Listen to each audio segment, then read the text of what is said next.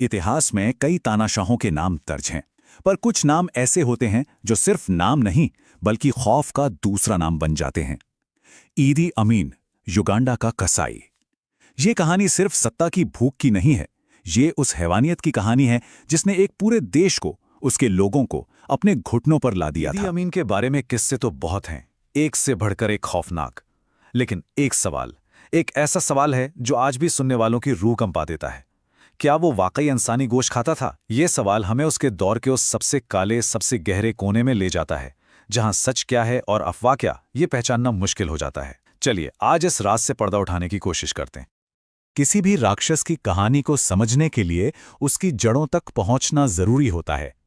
ईदी अमीन की कहानी शुरू होती है 1925 में युगांडा के कोबोको गांव की धूल भरी गलियों से, जहां एक ऐसे बच्चे ने जन्म लिया जिसकी किस्मत में शायद एक पूरे देश की तबाही लिखी थी। उसका बचपन गरीबी और हिंसा के साये में गुजरा, एक ऐसा माहौल जहां जिंदा रहने का मतलब ही क्रूर होना था। कहते हैं कि बचपन से ही उसे दूसरों को दर्द देकर एक अजीब सा सुकून मिलता था। एक शराबी पिता और एक रहस्यमयी माँ, इन दोनों के असर ने उसके अंदर पल रहे उस शैतान को वो खुराक दी जो बस बाहर आने का इंतजार कर रहा था। 1950 का दशक आया। उसने अपनी किस्मत बदलने के लिए ब्रिटिश औपनिवेशिक सेना ज्वाइन कर ली। लेकिन यहां उसने अपनी पहचान बहादुरी से नहीं बल्कि अपनी बर्बरता से बनाई। सेना की वर्दी उसके लिए सिर्फ एक लिबास नहीं थी, ये उसकी हैवानियत को बाहर निकालने का एक लाइसेंस बन गई थी। उसकी क्रूरता का आलम यह था कि उसके अपने ब्रिटिश अफसर तक उससे खौफ खाते थे। वो भर्ती तो एक सैनिक के तौर पर हुआ था, लेकिन वो एक ऐसा हथियार बनता जा रहा था जिसे किसी भी दिशा में मोड़ा जा सकता था। एक ऐसा हथियार जो बहुत जल्द अपने बनाने वालों के ही खिलाफ उठने वाला था। सत्ता की सीढ़ियां वो खून और धोखे के दम पर बहुत तेजी से चढ़ा। और फिर आया साल 1971। एक खूनी तख्ता पलट के बाद उसने युगांडा की सत्ता पर कब्जा कर लिया और खुद को देश का मुकद्दर, देश का खुदा घोषित कर दिया।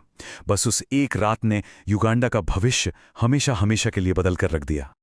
उसने खुद को देश का रखवाला बताया, पर उसके इस वादे के पीछे एक बहुत ही भयानक सच छिपा था। युगांडा के लिए ये एक लंबे और काले दौर की शुरुआत थी, एक ऐसा दौर जिसकी किसी ने कल्पना तक नहीं की थी। सत्ता हाथ में आते ही अमीन का असली चेहरा दुनिया के सामने आ गया। उसने अपने हर दुश्मन को, अपनी आलोचना करने वाले हर शख्स को चुन चुन कर खत्म करना शुरू कर दिया। ये खून और डर पर टिके एक ऐसे राज की शुरुआत थी जो अगले 8 साल तक युगांडा पर कहर बनकर बरसता रहा। उसने डर का एक पूरा सिस्टम बनाया। स्टेट रिसर्च ब्यूरो जैसे मौत के दस्ते रात के अंधेरे में शिकार पर निकलते।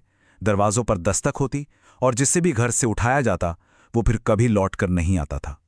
हर रात एक नया परिवार तबाह हो रहा था। एक अंदाजे के मुताबिक उसके राज में 3 लाख से भी ज्यादा लोग मारे गए। ये सिर्फ एक नंबर नहीं है, ये उन हजारों परिवारों की कहानी है जो बिखर गए, उन अनगिनत आवाजों की कहानी है जिन्हें हमेशा के लिए खामोश कर दिया गया। उसके आलीशान महल की दीवारों के पीछे असली आतंक छिपा था। वहां गुप्त तहखाने थे, टॉर्चर चैम्बर थे, जहां से रात भर इंसानों की चीखें गूंजती थीं। वो महल उसकी सत्ता का केंद्र नहीं बल्कि युगांडा का जीता जागता नर्क बन चुका था। उसके ही एक पूर्व अधिकारी ने बाद में कहा था कि अमीन के महल का अंधेरा भी रोता था। जरा सोचिए उस जगह पर कैसी दहशत होगी जहां अंधेरे को भी रोना आ जाए। ये उस खौफ की गहराई बताता है जो वहां हर पल, हर लम्हा महसूस किया जाता था। जैसे जैसे वक्त बीता, सत्ता का नशा अमीन के दिमाग पर इस कदर चढ़ा कि हकीकत और वहम के बीच की लकीर ही मिट गई। वो धीरे धीरे पागलपन के कैसे अंधेरे में डूबता जा रहा था जहां वो खुद को भगवान समझने लगा था। उसने खुद को स्कॉटलैंड का राजा और ब्रिटिश साम्राज्य का विजेता जैसी न जाने कितनी अजीबो-गरीब उपाधियां दे डाली। ये सब उसके बढ़ते पागलपन का एक जीता जागता सबूत था। एक ऐसे शख्स का पागलपन जिसके हाथ में लाखों लोगों की जिंदगी और मौत का फैसला था। और अब हम वापस उसी सवाल पर आते हैं जो उसकी काली विरासत का सबसे डरावना हिस्सा है। उसके सारे जुल्मों के बीच क्या वो वाकई एक नरभक्षी था? देखिए, ये बात कभी 100% साबित तो नहीं हुई, लेकिन एक पत्रकार ने यह दावा किया था कि अमीन ने खुद उससे कहा था, इंसानी मांस बहुत नमकीन होता है, लेकिन मुझे ये पसंद है।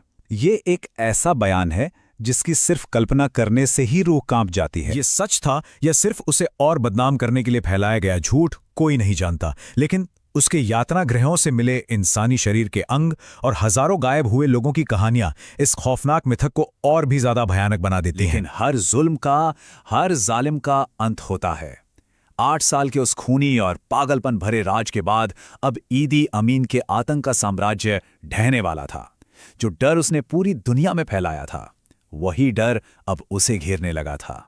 1979 में तंजानिया की सेना और युगांडा के बागियों में मिलकर उसके शासन का अंत कर दिया। वो अपनी जान बचाकर भाग निकला और 2003 में सऊदी अरब में एक आरामदायक जिंदगी जीते हुए उसकी मौत हो गई। उसे अपने गुनाहों की सजा इस दुनिया में कभी नहीं मिली। वहां के लोग कहते हैं कि अमीन की रूह आज भी विक्टोरिया झील के पास भटकती है, जहां उसने अपने अनगिनत दुश्मनों की लाशों को फेंकवा दिया था। उसका शरीर तो चला गया, लेकिन उसका खौफ आज भी उस देश की यादों में जिंदा है। ईदी अमीन सिर्फ एक आदमी का नाम नहीं था, वो एक चेतावनी था। उसकी कहानी हमें बार बार ये याद दिलाती है कि जब बेपनाह ताकत किसी गलत इंसान के हाथ में आ जाती है, तो वो उसे इंसान नहीं रहने देती, वो उसे एक ऐसा राक्षस बना देती है जिसे इतिहास कभी माफ नहीं करता।